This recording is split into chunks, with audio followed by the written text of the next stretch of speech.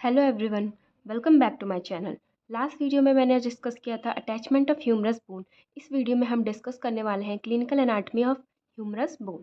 ठीक है, तो क्लिनिकल एनाटॉमी स्टार्ट करने से मैं आपको एक बार ये बता देती हूँ कि जो हमारी ह्यूमरस बोन होती है इससे हमारी कौन कौन सी नर्व रिलेटेड रहती हैं और वो किस किस एरिया में हमारी रिलेटेड रहती है। ठीक है, तो सबसे पहले बात कर लेते हैं इस एरिया की। जो ये हमारा कंस्ट्रिक्टेड पार्ट है इसे हम सर्जिकल नेक भी बोलते हैं। ठीक है, मैंने आपको लास्ट लेक्चर में भी बताया था कि जो ये हमारी सर्जिकल नेक होती है इसके पोस्टीरियर एस्पेक्ट में इस तरीके से हमारी रिलेटेड रहती है। पोस्टीरियर एस्पेक्ट में हमारी रिलेटेड रहती है कौन सी नर्व?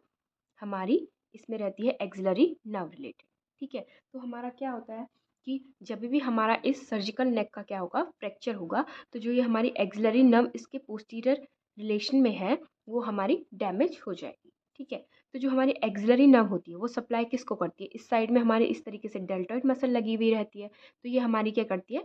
डेल्टॉइड मसल को सप्लाई करती है। लेकिन जब यहाँ का हमारा फ्रैक्चर होगा, ठीक है, इस एरिया का सर्जिकल नेक का, तो क्या होगी? हमारी एक्सिलरी नर्व भी डैमेज हो जाएगी। तो जो ये हमारी क्या है, यहाँ पर डेल्टॉइड मसल है उसको सप्लाई नहीं हो पाएगी और हमारी जो डेल्टॉइड मसल है उसका हमारा पैरालिसिस हो जाएगा। ठीक है, अब बात कर लेते हैं इसके मिड वाले एरिया की, शाफ्ट वाले एरिया की। ठीक है, तो हमने देखा था कि जो इसका पोस्टीरियर सरफेस है यहाँ पर हमारी क्या रहती थी?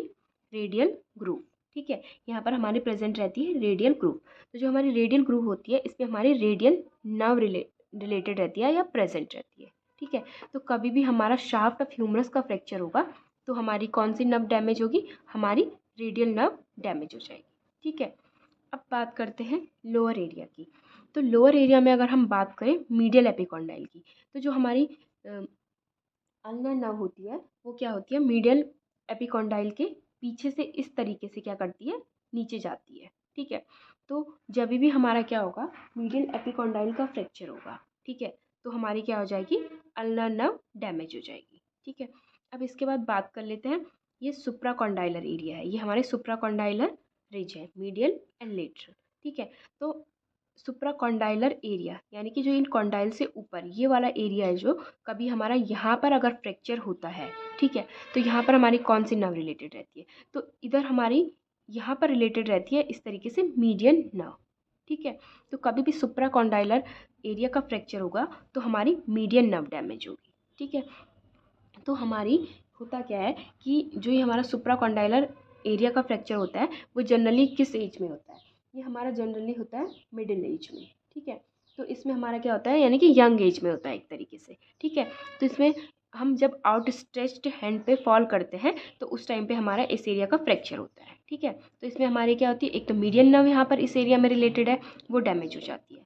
ठीक है, दूसरा यहाँ पर क्या होता है, जब हम क्यूबाइटल फोसा पढ़ेंगे तो उसमें हम देखेंगे कि अलोंग मीडियन नर्व से हमारी क्या लेटरली क्या प्रेजेंट रहती है?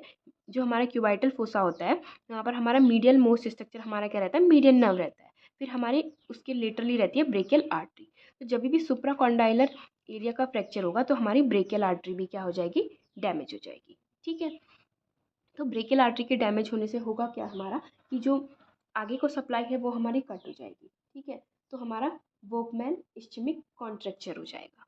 ठीक है, एक तरीके से हमारा स्टीमिया हो जाएगा जब हमारी ब्लड सप्लाई आगे को नहीं जाएगी, तो उससे हम बोलते हैं वोकमैन इस्चेमिक कॉन्ट्रैक्चर। ठीक है, तो ये तो थे हमारे नर्व से रिलेटेड क्लिनिकल एनाटॉमी। अब अगर हम बात करें नॉर्मल में, अगर आपको बताऊं कि जो हमारी ह्यूमरस होती है, ठीक है, और जो हमारी अल्ना होती है, इनके जो हमारे तीन ब्रोनी प्रोमिनेंस होते हैं। ठीक है, इस तरीके से ये है हमारी अल्ना बोन। ठीक है, तो अल्ना हमारी कैसे आर्टिकुलेट करती है? हमारी इस तरीके से हमारी क्या करती है? ये जो हमारा ट्रॉक्लिया होता है इससे हमारी क्या करती है? आर्टिकुलेट करती है। ठीक है, इस तरीके से। तो ये हमारा क्या है? अल्ना का आर्टिकुलेशन है किसके साथ? हमारा ह्यूमरस के साथ। तो होता क्या है, जब हम हमारी फ्लेक्स्ड एल्बो रहेगी, ठीक है, जिस टाइम पे हमारी ये फ्लेक्स्ड एल्बो है, ये हमारा फ्लेक्सन है, तो हमें क्या देखना होता है? ये जो हमारा पोस्टीरियरली ये थ्री प्रोमिनेंट हैं, प्रोमिनेंस दिख रही होंगी आपको। ठीक है, एक बार मैं इसे फिक्स कर लूँ इस तरीके से। तो इसमें जो ये हमें क्या है? तीन प्रोमिनेंस दिखाई दे रही है। कौन कौन सी प्रोमिनेंस? ये मीडियल एपिकॉन्डाइल, लेटरल एपिकॉन्डाइल और ये ऑलिकरन प्रोसेस। ठीक है, तो ये हमारे क्या बना रहे हैं? यहाँ पर एक इक्विलेटरल ट्रायंगल बना रहे हैं। ठीक है।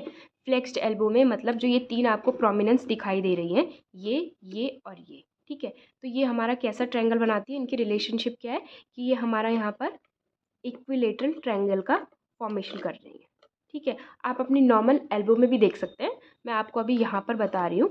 अगर आप अपनी एल्बो को फ्लेक्स करेंगे तो जो हमारे इसके 3 बोनी प्रोमिनेंस मिलेंगे आपको एल्बो जॉइंट में, वो हमारे क्या करेंगे, इक्विलेटरल ट्रायंगल बनाएंगे, ठीक है।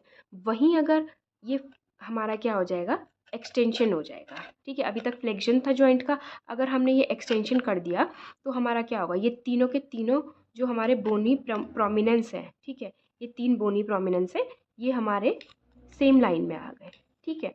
तो इसका ये नॉर्मल रिलेशनशिप होता है। तो कभी भी हमारा एल्बो जॉइंट का फ्रैक्चर होगा या सुप्राकॉन्डाइलर रिज की अगर हम बात करें, सुप्राकॉन्डाइलर एरिया का फ्रैक्चर होगा, तो उसमें हमारा क्या होता है, ये हमारा क्या हो जाएगा, रिलेशनशिप है जो इनका कि फ्लेक्स्ड एल्बो में क्या हो रहा है, वो इक्विलेटरल ट्रायंगल बना रहा है, वो डिस्टर्ब हो जाएगा, ठीक है। यानी कि वो इक्विलेटरल ट्रायंगल नहीं बनाएगा। और सुप्राकॉन्डाइलर रिज के फ्रैक्चर में एक और पॉइंट, जब वो फ्रैक्चर होगा तो जो ये हमारा लोअर पोर्शन है ये हमारा पोस्टीरियरली डिस्प्लेस हो जाएगा, ठीक है।